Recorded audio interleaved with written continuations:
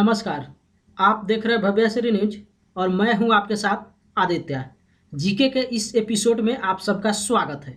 जैसा कि आपको मालूम है कि इस एपिसोड में हम आपके लिए मोस्ट सेलेक्टेड क्विज जीके लेकर आते हैं, यानी कि हम ऐसा सामान्य ज्ञान इस वीडियो में आपके लिए परोसते हैं जो बिल्कुल हर एग्जाम के लिए जो है मोस्ट इम्पॉर्टेंट होता है। चाहे अभी आप केबीसी की तैयारी कर रहे हैं या फिर किसी भी अदर आप कंपटीशन की तैयारी कर रहे हैं, हर एग्जाम के लिए बिल्कुल इम्पोर्टेंट सामान्य ज्ञान होता है। तो चलिए स्टार्ट करते हैं। लेकिन इससे पहले प्रीवियस वीडियो का जो आखिरी सवाल था 11वां सवाल, वो आप यहाँ पे देख लीजिए। ग्लोबल जेंडर गैप रिपोर्ट कौन जारी करता है? ग्लोबल जेंडर गैप रिपोर्ट कौन जारी करता है? ऑप्शन ए अंतर्राष्ट्रीय मुद्रा कोष, बी यूनिसेफ, सी अंकटाड और डी विश्व आर्थिक मंच यानी कि WEF। तो इसका करेक्ट आंसर हो जाएगा ऑप्शन डी यानी कि विश्व आर्थिक मंच WEF। ग्लोबल जेंडर जो है, ग्लोबल जेंडर गैप रिपोर्ट कौन जारी करता है? WEF यानी कि विश्व आर्थिक मंच। चलिए आज का एपिसोड यहाँ से स्टार्ट करते हैं और पहला सवाल जो है वो आप स्क्रीन पे देखिए। कुमार संभवम में किसकी जन्म की कथा वर्णित है? कुमार संभवम में किसकी जन्म की कथा वर्णित है? Option A Kartikeya, B Pradyumna, C Abhimanyu और डी संत कुमार। तो इसका जो करेक्ट आंसर हो जाएगा वो हो जाएगा ऑप्शन ए यानी कि कुमार संभवम में जो है कार्तिकेय की जन्म की कथा जो है वर्णित है। अच्छा, दूसरे एक और फैक्ट आप यहाँ से समझ लीजिए कि कुमार संभवम किसकी लिखी हुई रचना है, ये आपको मालूम होगा। तो ये कालिदास की लिखी हुई रचना है, ठीक है। महान कवि कालिदास के लिखी हुई कुमार संभवम रचना है। और कई बार आपसे पूछा भी जा सकता है कि कुमार संभवम की कितनी सर्गों है, ठीक है, कितना सर्ग है? तो कुमार संभवम का 17 सर्ग है, 17 सर्ग है, ठीक है। चलिए यहाँ पे दूसरा सवाल आप देखिए।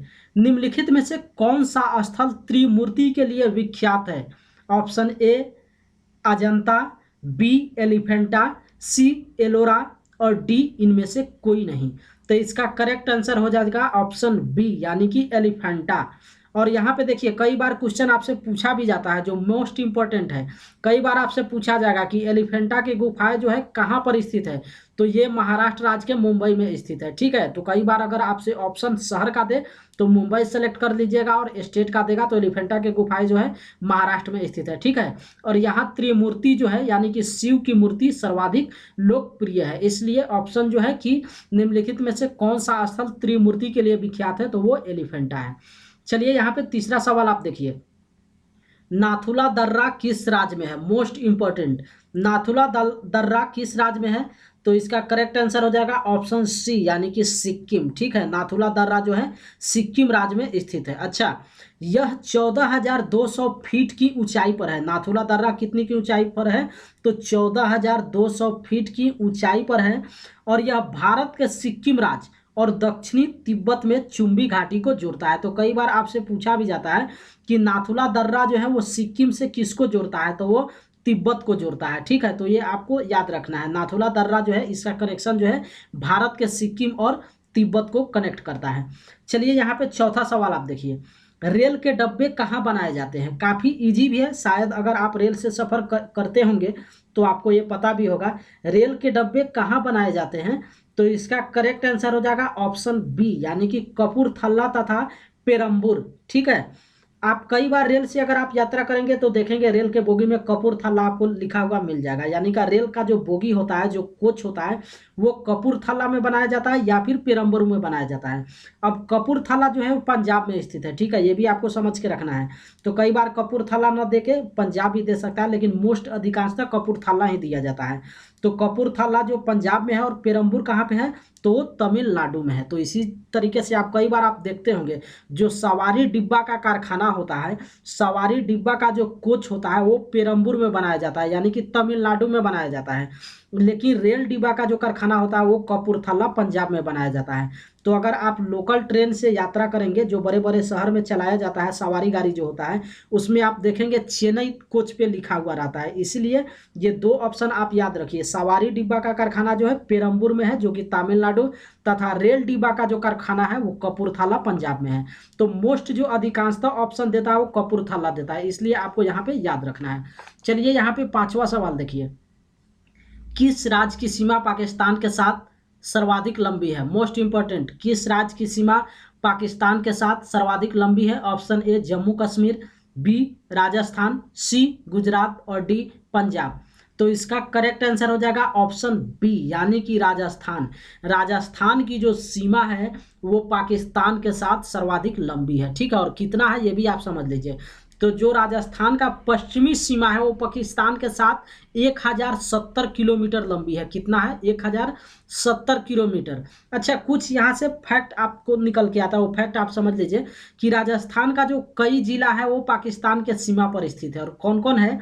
बाड़मेर है, बीकानेर है, गंगानगर है और जैसलमेर है, ठीक है। ये जो चार आप जिला देख रहे हैं, बाड़मेर, बीकानेर, गंगानगर और जैसलमेर, ये चारों जिला जो है राजस्थान का, जो ये चारों जिला है वो पाकिस्तान के सीमा पर स्थित है। तो कई बार आपसे ये भी पूछा जा सकता है कि राजस्थान का कौन सा जिला पाकिस्तान के सीमा पर स्थित है, तो आप ये चार जिला जो है याद रखिएगा।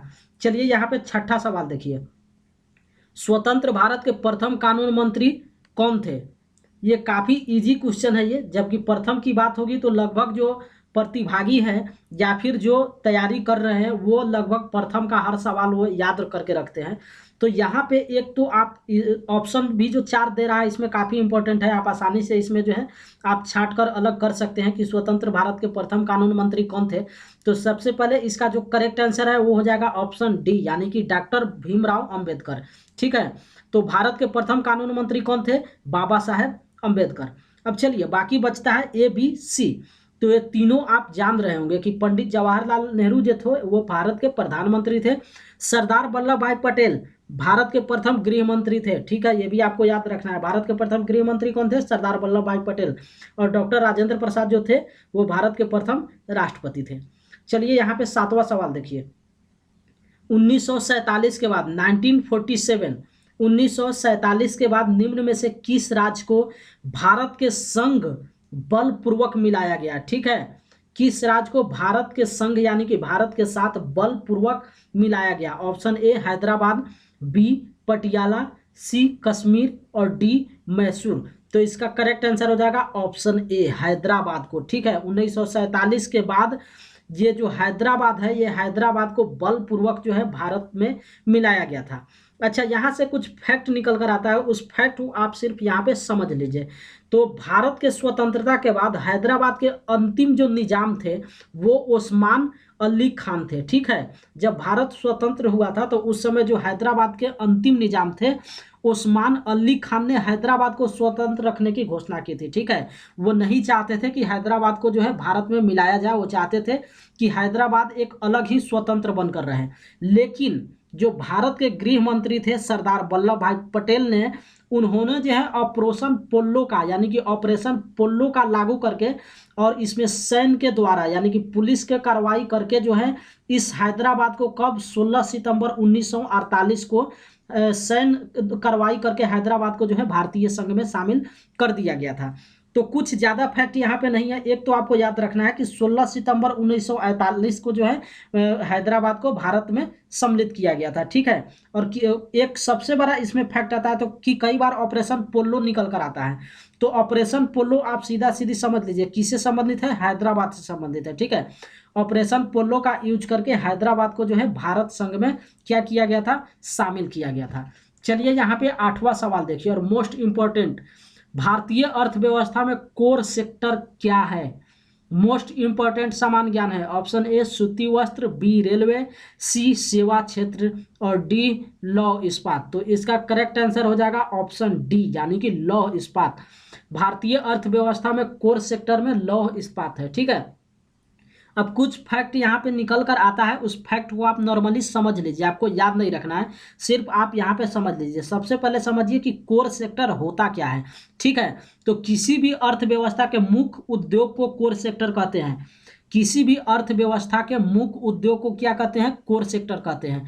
तो भारत का अर्थव्यवस्था जो होगा उसको कोर सेक्टर कहा जाएगा, जिसमें एग्जाम्पल के रूप में आप समझ लीजिए पेट्रोलियम रिफाइनरी, विद्युत ऊर्जा, लौह इस्पात, कोयला इत्यादि। इसके अलावा कई सारा है, तो इतना जो है ये सबको कोर सेक्टर कहा जाता है। तो ये आप माइंड में फिक्स करके रखिए। चलिए 9वां सवाल देखिए, भारत में सिक्का कहाँ बनाया जाता है? मोस्ट इंपॉर्टेंट, काफी समान ज्ञान है, ये महत्वपूर्ण समान ज्ञान है। भारत में सिक्का कहाँ बनाया जाता है? Option A Delhi, B Kolkata, C Aurangabad और डी पुणे। तो सबसे पहले जो इसका करेक्ट आंसर होगा वो आप समझिए, और उसके बाद इस क्वेश्चन से जो फैक्ट निकल कर आएगा उस फैक्ट को हम यहाँ पे सोल्व करेंगे। लेकिन इस क्वेश्चन का करेक्ट आंसर क्या हो जाएगा? Option B, Kolkata. भारत में जो सिक्का है वो कोलकाता में बनाया जाता है। चलिए यहाँ से फैक्ट क्या निकल कर आता है उस फैक्ट को आप समझिए। सबसे पहले तो एक अपने माइंड में फिक्स कीजिए कि भारत में 4 जगह पे जो है सिक्का का बनाया जाता है, सिक्का का ढाला जाता है, जिसको आप समझ सकते हैं कि भारत में 4 जगह पे सिक्का का निर्माण होता है, ठीक है। और सबसे बड़ी बात, भारतीय सिक्के टकसाल में बनते हैं। जो सिक्का जहाँ पे ढाला जाता है या फिर सिक्का का जहाँ पे मैन्युफैक्चरिंग किया जाता है उसको टकसाल कहा जाता है। क्या कहा जाता है? टकसाल कहा जाता है, या फिर मिंट भी कहा जाता है। तो दोनों आपको याद रखना है। भारतीय सिक्का का जहाँ पे निर्माण होता है या फिर जहाँ पे ढाला जाता है उसको टकसाल कहा जाता है, या फिर क्या कहा जाता है? मिंट भी कहा जाता है। अब वो 4 जगह कौन सा है जहाँ पे भारतीय सिक्का का जो है बनाया जाता है? तो मुंबई, कोलकाता, हैदराबाद और नोएडा। ये भारत में 4 जगह है, मुंबई, कोलकाता, हैदराबाद और नोएडा। ये 4 जगह पे जो है भारतीय सिक्का का निर्माण किया जाता है। तो ऑप्शन के आधार पे आप सेलेक्ट कर लीजिएगा। कई बार ऑप्शन अगर चेंज कर देगा तो आपको सिर्फ मुंबई, कोलकाता, हैदराबाद और नोएडा 4 आपको याद रखना है। इस चारों में से जो ऑप्शन आपको मिल जाए उस ऑप्शन को क्या कर लेना है? सेलेक्ट कर लेना है। चलिए 10वां सवाल देखिए, और इस वीडियो का कौन सा आखिरी सवाल। प्रसिद्ध पुस्तक a better India a better world का लेखक कौन है? A better India a better world का लेखक कौन है? Option A Azim Premji, B Rajiv Sikri, C NR Narayana Murthy और डी प्रेमा महाजन। तो ये काफ़ी इंपॉर्टेंट है, और इस पुस्तक के बारे में आप जान जाइए कि ए better India a better world का जो लेखक है NR नारायण मूर्ति है, ठीक है। कौन है? NR नारायण मूर्ति। अच्छा, NR नारायण मूर्ति से कुछ फैक्ट यहाँ पे है, उस फैक्ट को आप समझ लीजिए। इन्फोसिस का आप नाम सुने होंगे। इन्फोसिस के जो फाउंडर है या फिर चेयरमैन है ये NR नारायण मूर्ति है। तो कई बार ये क्वेश्चन आपसे पूछा भी जा सकता है कि इन्फोसिस के फाउंडर कौन है या फिर चेयरमैन कौन है, तो वो NR नारायण मूर्ति है। चलिए इस तरीके से ये वीडियो जो है आज का यहीं पे समाप्त होता है।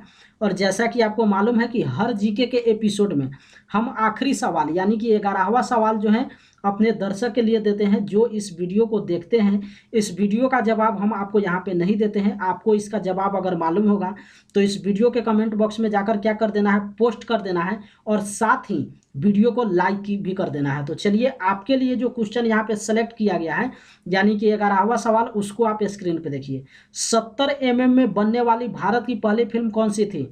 70 mm के पर्दे पर बनने वाली भारत की पहली फिल्म कौन सी थी?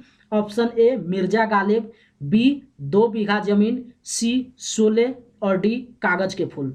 इन चारों में से जो भी इसका करेक्ट आंसर है उसको आपको क्या कर देना है? इस वीडियो के कमेंट बॉक्स में जाकर आपको पोस्ट कर देना है। साथ ही वीडियो को भी लाइक कर दीजिए। और इस तरीके से आज का जो जीके का एपिसोड है यहीं पे समाप्त होता है। फिर हम आपसे मिलेंगे अगले एपिसोड में अगले नए क्विज जीके के साथ में।